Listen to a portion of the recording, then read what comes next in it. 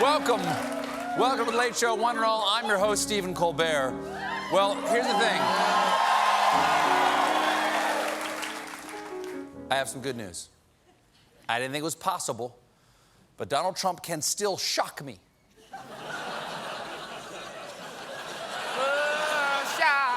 It's kind of nice, you know? After all these years, he can still keep the relationship fresh, you know? Just when you think he's been around for a while, you're not going to be shocked by him anymore, he pops up and scares the bejesus out of you. He's like Leatherface, but more leather and way more face. For instance, over the weekend, sex criminal Jeffrey Epstein was found dead in his New York jail cell. Now, apparently, they say, and I guess they would know, though they can't say how, committed suicide, which is surprising because 3 weeks ago he was found unconscious with marks on his neck. How the marks got there, authorities did not share with the public, and yet Epstein was left alone and not closely monitored. Now, maybe he was just in one of those prisons that really value inmate privacy. Lovely.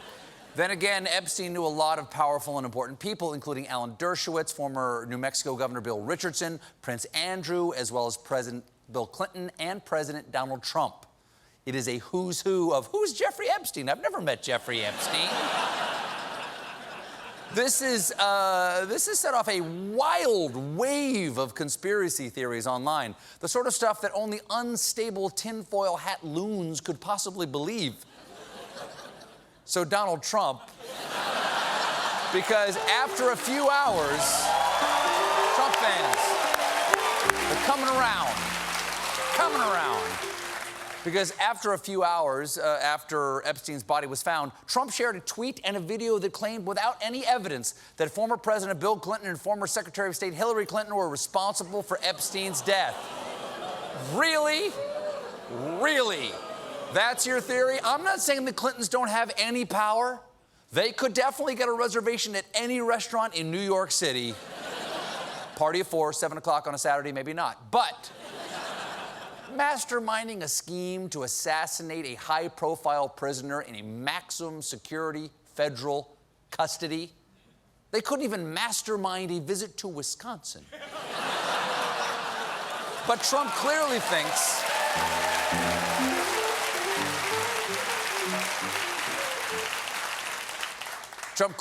this is the only logical answer. Follow me down the rabbit hole here, okay?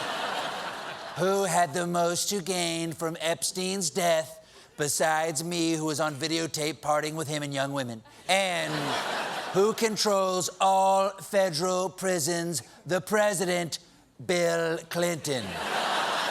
Really? What? Me? How? Didn't they hear what I said on that bus? That's insane. Yes, it is insane, Mr. President. The President of the United States is pushing a dangerous and completely unfounded murder conspiracy theory about his predecessor. It reminds me of FDR's immortal words. The only thing we have to fear is Herbert Hoover. He's a lizard alien. They walk among us. Run! This came... We miss you. I miss that man. I miss that man. Hi, Lou. Hi, man. This came right on the heels of Trump's visits to Dayton, Ohio, and El Paso, Texas. In a time of national tragedy, we look to the president, of course, to console a nation. But Donald Trump was looking to heal a deeper wound, his ego. Aides say that when Trump does something that he believes he should have been praised for, such as Wednesday's visit to the cities, he grows furious when he does not receive accolades. I'd just like to say to all those suffering here in Dayton, you're welcome. Would it kill you to smile? This would explain why, on his way to El Paso, after Trump saw negative news coverage, he screamed at his aides to begin producing proof that in El Paso, people were happy to see him. But not one of the 8 patients still being treated wanted to meet with the president. Look.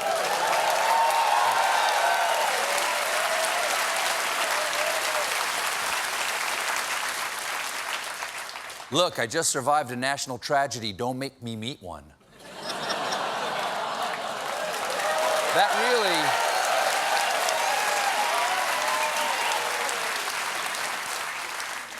That's really got to be a blow to Trump's ego. Oh, they don't want to meet me?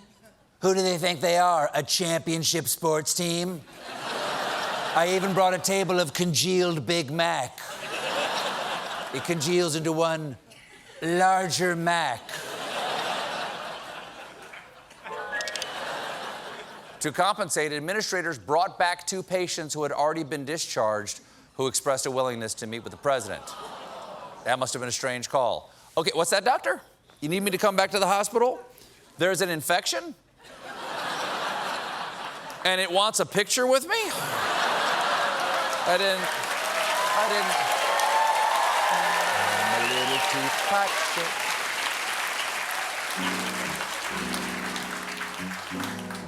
The press were not allowed inside the hospital, but cell phone video showed Trump consoling the survivors in the only way he knew how, by talking about his El Paso rally from February. That was some crowd. Thank you for And we had twice the number Thank you. outside. And then you had this crazy Beto. Beto had like 400 people in a parking lot. They said his crowd was wonderful.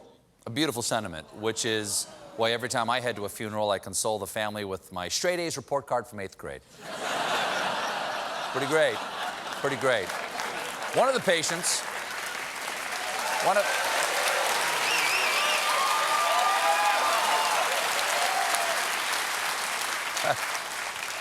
I have a confession to make. I did not make 1A in 8th grade. One of the patients invited back to the hospital to meet the president was an infant boy who lost both of his parents in the shooting. This is an unspeakable tragedy that will alter the child's life forever. So naturally, in the photo, Trump is smiling and giving a big thumbs up. And his critics aren't the only ones who notice the weirdness. Such pictures have concerned White House aides, who have encouraged him to strike a more empathetic tone. What his aides don't understand is that Trump has only one photo pose, and he uses it with everyone. Beauty pageant winners, dictators, other dictators, Lil Jon, taco bowls. I'm sorry for your loss, Taco Bowl. And